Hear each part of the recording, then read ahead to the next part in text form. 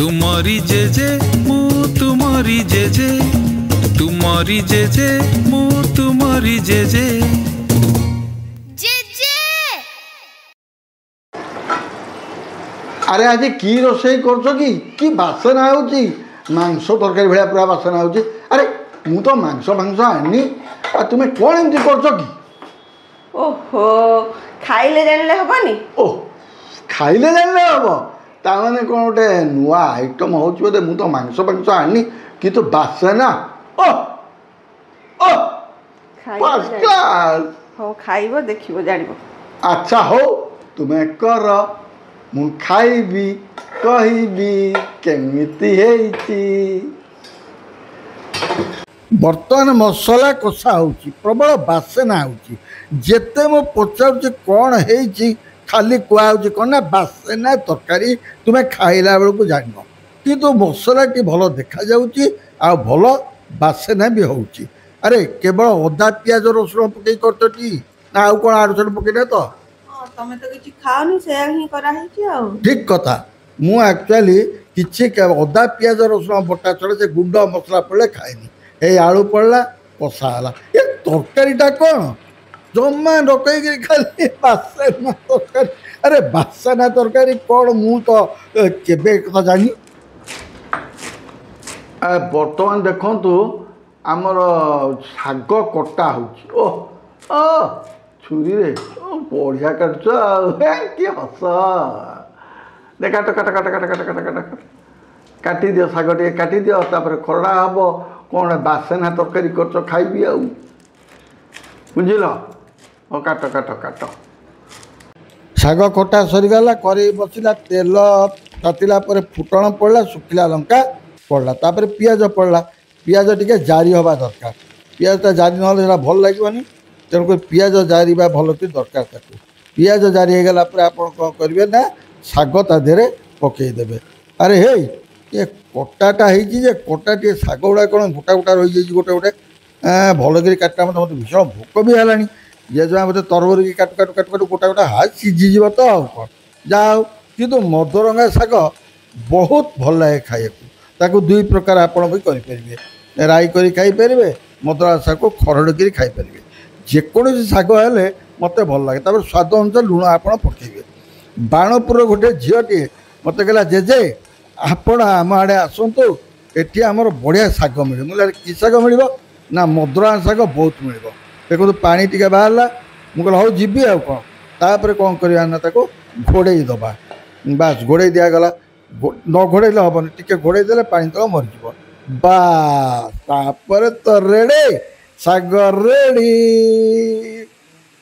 वर्तमान रोषे सरीगला तुम मानकर जेजे वर्तमान खाइबे जेजेमा आज कौन बासना तरकारी करिसेटा आम देखा तुम जेजेमा मत कहीदे तो भारी जोरे बासना तरकारी हो तेणु से कौन बासना तरकारीटा खाई मुझे कहबी कि हाँ गोटे कथा आज मु एकुटिया खाऊनी मो सांगे तुम मान जेजेमा भी खाइबे तेणु आम दी जन जेजे आ जेजेमा मिसिकिरी आज आपण मानकर अनुरोध क्रमे खाऊचु खाई आपण मानक कहबू केमिति हेची।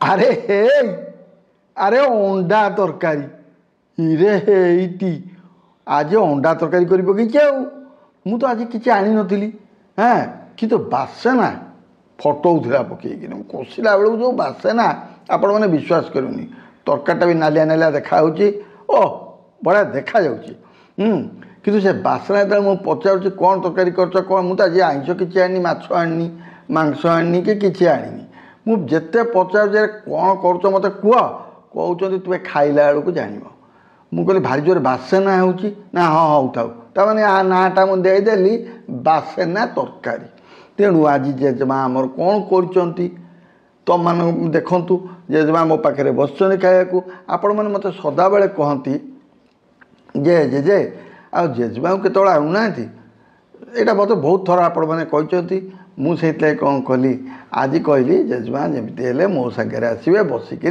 खाइबे तेणुक आज रोषेबास सरीगला बासना तरकारी हो गला देखला बेलू अंडा झोल ଅଣ୍ଡା ଝୋଳକୁ କହୁଛି ଦେଖ ଖାଇଲା ବେଳକୁ ଜାଣିବ କ'ଣ ହେଇଛି। ତେଣୁ ମୁଁ ଆଜି ଖାଉଛି ଭାତ ହେଇଛି, ଅଣ୍ଡା ଝୋଳ, ତା ସାଙ୍ଗରେ ଆମ୍ବ, ମଦରଙ୍ଗା ଶାଗ ଆଣିଥିଲି, ମଦରଙ୍ଗା ଶାଗ ଖରଡ଼ା ହେଇଛି, ମଦରଙ୍ଗା ଶାଗ ଆଉ କାକୁଡ଼ି ସାଲାଡ଼। ହଁ ଗୋଟିଏ କଥା, ଅଣ୍ଡା ଝୋଳଟିକୁ ମାନେ ଭାତରେ ଯେତେବେଳେ ଖାଇବେ ଆପଣମାନେ କ'ଣ କରିବେ, ପତଳା ଝୋଳ କରିବେ। ପତଳା ଝୋଳ କଲେ ଭାତରେ ଗୋଳେଇକି ଖାଇବାକୁ ସେଇଟା ଭଲ ଲାଗିବ। କିନ୍ତୁ ଯେତେବେଳେ ରୁଟି ରାତିରେ ମନେକର ରୁଟିରେ ଖାଇବେ, ଲସିଲସିଆ କରିକି ଖାଇଲେ ବହୁତ ବଢ଼ିଆ ଲାଗିବ। ତେଣୁକରି ମୁଁ ବର୍ତ୍ତମାନ ଆପଣମାନଙ୍କୁ ଏ ଯେଉଁ ଅଣ୍ଡା ଝୋଳ ହେଇଛି ତାକୁ ଆଉ ଭାତ ଗୋଳେଇକିରି ଖାଇକିରି ଆପଣମାନଙ୍କୁ କହିବି ସେଇଟା କେମିତି ହେଇଛି ନା କ'ଣ? ଖାଇକି କୁହ। ହଁ ମୁଁ ଖାଏ। କ'ଣ ଆଜି ବାସେନା ଝୋଳ କରିଛ ଦେଖିବା ଆଉ, ବାସେନା ତରକାରୀ। ତେଣୁ ଆପଣମାନେ ମନେ ରଖିଥାନ୍ତୁ, ଅଣ୍ଡା ଝୋଳର ଅନ୍ୟ ନାମ ହେଉଛି ବାସେନା ତରକାରୀ। ତେଣୁ ଖାଇବା। ପତଳା ଝୋଳ କରିବେ। ହଁ ପତଳା ଝୋଳ ହେଇଛି। ଲୁଣ ଫୁଣ ଠିକ୍ ହେଇଛି ନା ନାହିଁ, କ'ଣ ହେଇଛି କ'ଣ କରିଛି, ତେଣୁକରି ମୁଁ ଯେତେବେଳେ ଆପଣମାନଙ୍କୁ ଖାଇକିରି କହିବି କେମିତି ହେଇଛି। କିନ୍ତୁ ଝୋଳଟାକୁ ହାପୁଡ଼ିବି, ହାପୁଡ଼ା ନହେଲେ ଝୋଳଟା ଭଲ ଲାଗିବନି। ମୁଁ ବର୍ତ୍ତମାନ ଭାତରେ ଟିକେ ମଦରଙ୍ଗା ଶାଗ ଖାଇକିରି କହୁଛି କେମିତି ହେଇଛି, ତାପରେ ଝୋଳ ହାପୁଡ଼ିକି କହିବି କେମିତି ହେଇଛି। ମଦରଙ୍ଗା ଶାଗଟା ମୋତେ ତ ଏମିତି ଶାଗ ବହୁତ ଭଲ ଲାଗେ, କିନ୍ତୁ ମଦରଙ୍ଗା ଶାଗଟା ମୋତେ ବହୁତ ଭଲ ଲାଗେ। ଯେକୌଣସି ଶାଗ ହଉ। କଅଁଳିଆ ଶାଗ ଆଣିଥିଲି, ବଢ଼ିଆ ଲାଗୁଛି ଖାଇବାକୁ। ବର୍ତ୍ତମାନ ମୁଁ ଆପଣମାନଙ୍କୁ ଯେଉଁ ବାସନା ଝୋଳଟି ଖାଇକିରି କହୁଛି କେମିତି ହେଇଛି। ବାସନା ତରକାରୀ ଝୋଳଟା ହାପୁଡ଼ିବାକୁ ପଡ଼ିବ ନା। କ'ଣ ଲୁଣ ଫୁଣ ଠିକ୍ ଅଛି? ସତରେ ବହୁତ ବଢ଼ିଆ ହେଇଛି। ଆଉ ଟିକେ ଝୋଳ ହାପୁଡ଼ିକିରି ଆପଣମାନଙ୍କୁ କହୁଛି କେମିତି ହେଇଛି।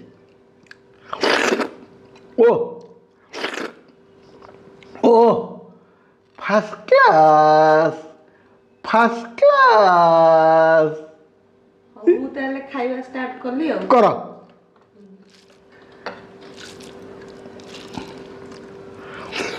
ଭଲ ଲାଗୁଛି ତ? ଭଲ ହେଇଛି, ତରକାରୀ ବଢ଼ିଆ ହେଇଛି, ଶାଗଟା ବହୁତ ବଢ଼ିଆ ହେଇଛି। ଶାଗ ତ ତମେ ବାଛିଛ ନା? ଶାଗ ମୁଁ ବାଛିବି, ଶାଗ ମୁଁ ବାଛିବି, ଶାଗ ଧୋଇବି, ଶାଗ ମୁଁ ଜେଜେମା କାମ ହେଉଛି ଖରଡ଼ିବ।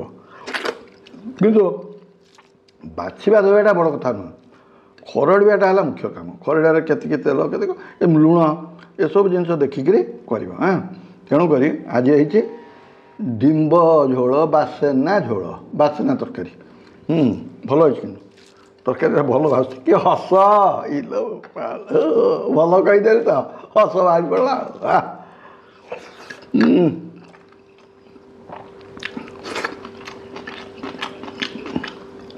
କମ୍ ଭାତ ଖାଏ। ତରକାରୀଟା A1 ତରକାରୀ ହେଇଛି, ପୁରା ଫାର୍ଷ୍ଟ କ୍ଲାସ୍। ମୋତେ ଭଲ ଲାଗୁଛି ଖାଇବାକୁ। ଆଜି ଅଣ୍ଡା ଝୋଳ। ସବୁଦିନ ଅଣ୍ଡା ତରକାରୀ କରିଦେବା ଆଉ।